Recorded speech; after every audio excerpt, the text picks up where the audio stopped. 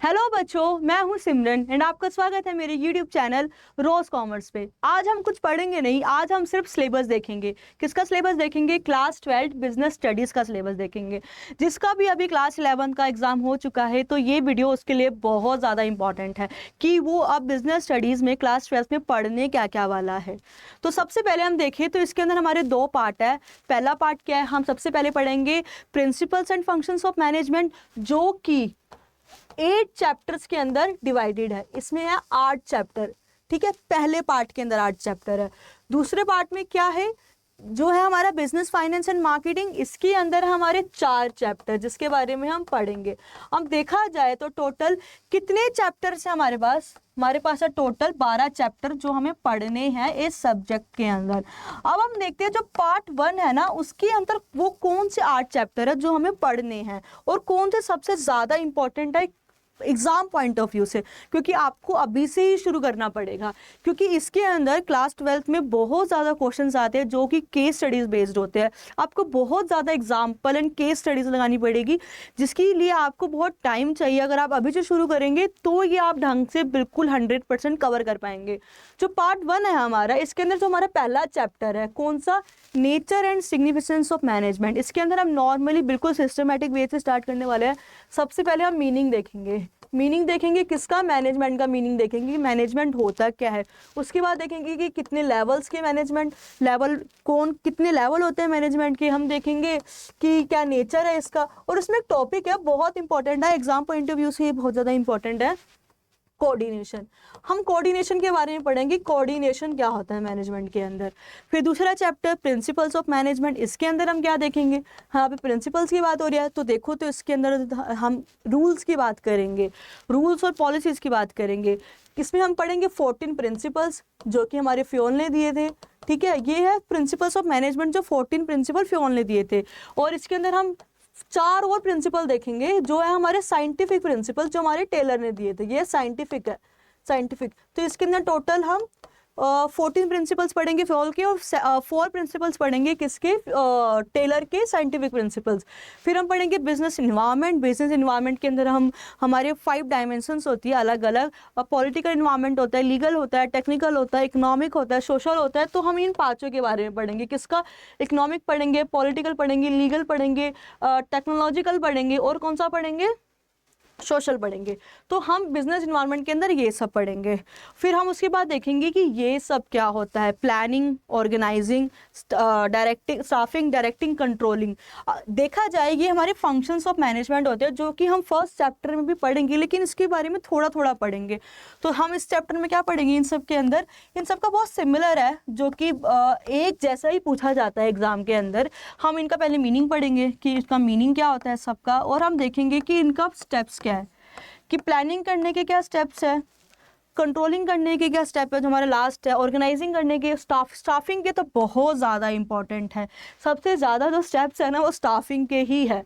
तो जो हमारा पार्ट 1 है इसमें हम ये सब देखेंगे। अगर देखा जाए तो हमारा जो पहला चैप्टर है ये पूछ लिया जाता है बहुत आराम से। इसमें 5 नंबर के क्वेश्चंस आ ही जाते हैं, 5 मार्क्स कवर हो ही जाते हैं, चाहे आप सब्जेक्टिव ले लो और ऑब्जेक्टिव ले लो, ठीक है। इसके अंदर प्रिंसिपल्स ऑफ मैनेजमेंट में ऑब्जेक्टिव क्वेश्चंस बहुत बनते हैं। आपको स्टेटमेंट दे देंगे और पूछेंगे कि इसमें कौन सा प्रिंसिपल यूज़ हो रहा है।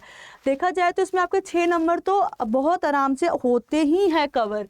बिजनेस इन्वायरमेंट ये बहुत छोटा चैप्टर है, लेकिन इसके अंदर से भी बहुत ऑब्जेक्टिव क्वेश्चंस बन जाते हैं जो MCQ बेस्ड क्वेश्चंस होते हैं। और इस बार आपको क्लास 12 में मैंने कहा ना, केस स्टडीज़ आपको बहुत ज़्यादा लगानी पड़ेंगी। इसके भी 5 नंबर आप सोच कर चलो। और जो ये पोर्शन है प्लानिंग, ऑर्गेनाइजिंग, स्टाफिंग, कंट्रोलिंग, ये सारे ही बहुत इंपॉर्टेंट है। आप सोच कर चलो 8 मार्क्स पर चैप्टर आपको करना ही पड़ेगा, स्कोर करना ही पड़ेगा 8 मार्क्स। ये हो गया हमारा फर्स्ट पार्ट बिजनेस स्टडीज़ का, जिसके अंदर हम ये सब चीज़ें पढ़ेंगे। सेकंड पार्ट जो हमारा बिजनेस फाइनेंस एंड मार्केटिंग का पार्ट है, इसके अंदर हम ये 4 चैप्टर पढ़ेंगे। कौन सा? पहला फाइनेंशियल मैनेजमेंट। इसके अंदर भी हम मीनिंग देखेंगे और इसमें क्या होता है, इसके टाइप्स होते हैं। इसमें हम कैपिटल बजटिंग पढ़ते हैं, कैपिटल स्ट्रक्चर पढ़ते हैं, वर्किंग कैपिटल पढ़ते हैं। तो ये सब चीज़ें इसमें कवर होगी, इसका मीनिंग कवर होगा, ठीक है। इसके अंदर हम टाइप्स ऑफ ये फाइनेंशियल जितनी भी हमारे मैनेजमेंट के अंदर टाइप्स होते हैं, जैसे इसके अंदर हम पढ़ेंगे कैपिटल बजटिंग क्या होता है, कैपिटल बजटिंग देखेंगे, हम देखेंगे वर्किंग कैपिटल क्या होता है, कैपिटल स्ट्रक्चर क्या होता है, ठीक है, ये सब चीज़ें हम इसमें कवर करेंगे। ये चैप्टर भी बहुत ज़्यादा इंपॉर्टेंट है, इंपॉर्टेंट है अगर देखा जाए थ्योरी के पॉइंट ऑफ व्यू से, ठीक है, और इसमें न्यूमेरिकल्स भी आ जाते हैं इस चैप्टर के अंदर। फिर हम फाइनेंशियल मार्केट के बारे में पढ़ेंगे, दो तरीके की होती है हमारी, एक होती है मनी मार्केट और एक होती है कैपिटल मार्केट, इसको भी बहुत डिटेल में पढ़ेंगे, ये भी थ्योरी के हिसाब से बहुत ज़्यादा इंपॉर्टेंट है, ठीक है। फिर हम देखेंगे मार्केटिंग मैनेजमेंट, मार्केटिंग मैनेजमेंट वही पहले मीनिंग देखेंगे, और इसमें कॉन्सेप्ट होता है हमारा मार्केटिंग मिक्स करके, ये भी बहुत ज़्यादा इंपॉर्टेंट है मार्केटिंग मिक्स। और इसके अंदर क्या होता है मेन, हम ना वो देखते हैं, जैसे एक प्रोडक्ट है ना, प्रोडक्ट एक मार्केटिंग मिक्स के अंदर ना हमारे 4 वो होते हैं अलग अलग मार्केटिंग मिक्स, तो इसमें हम प्रोडक्ट के बारे में पढ़ते हैं, प्राइस के बारे में पढ़ते हैं, प्लेस के बारे में पढ़ते हैं, प्रमोशन के बारे में पढ़ते हैं। तो ये जो है ना, ये प्रोडक्ट, प्लेस, प्राइस, प्रमोशन, इसके भी अंदर बहुत सारी चीज़ें आ जाती है प्रोडक्ट के अंदर, जैसे हम उसकी ब्रांडिंग करनी होती है, हमें लेबलिंग करनी होती है, तो वो सब चीज़ें पढ़ते हैं। तो ये भी अगर देखा जाए ऑब्जेक्टिव के उसके अंदर भी बहुत ज़्यादा इंपॉर्टेंट है व्यू से, और सब्जेक्टिव के व्यू से भी बहुत ज़्यादा इंपॉर्टेंट है। ये हमारा कंज्यूमर प्रोटेक्शन, जिसके अंदर हम ये जो है हमारा कोपरा, इसके एक्ट के बारे में पढ़ते हैं कि जो हमारा ये जो कंज्यूमर प्रोटेक्शन एक्ट आया था ये 2019, और इससे पहले भी आया था हमारा, आई थिंक वो 1989 का है।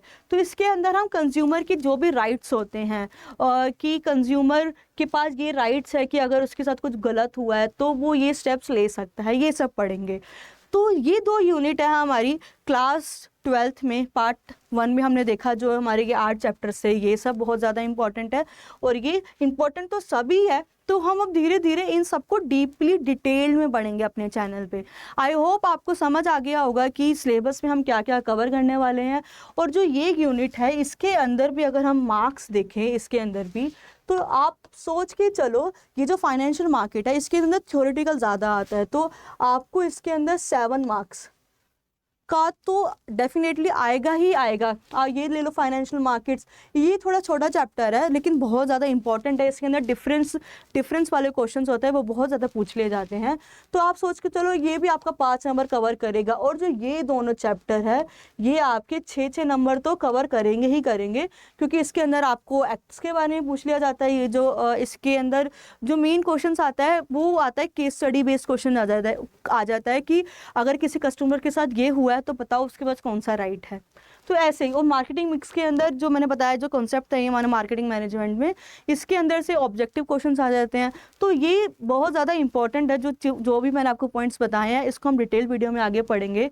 आई होप फिर से आपको ये सब चीज़ें समझ आ गई हो जो मैंने समझाई है, और जो आपको नहीं समझ आया है, अगर कोई भी चीज़ में सिलेबस में कोई प्रॉब्लम है तो आप मुझे कमेंट में बता सकते हैं। Thank you so much guys for watching, thank you.